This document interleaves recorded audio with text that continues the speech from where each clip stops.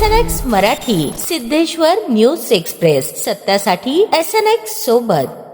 Paint technology क्षेत्रात विद्यार्थ्यांसाठी करिअरच्या अमर्याद संधी असून कौशल्याधारित शिक्षणाला प्राधान्य देण्याची गरज असल्याचे प्रतिपादन पुण्यश्लोक अहिल्यादेवी होळकर सोलापूर विद्यापीठाचे कुलगुरू प्राध्यापक डॉक्टर प्रकाश महानवर यांनी केले.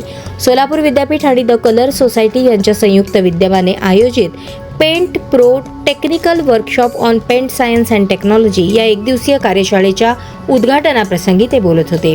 यावेळी त्यांनी विद्यापीठात सुरू असलेल्या paint technology, chemical technology, food technology, cyber security आणि डेटा सायन्स या रोजगाराभिमुख अभ्यासक्रमांची माहिती दिली.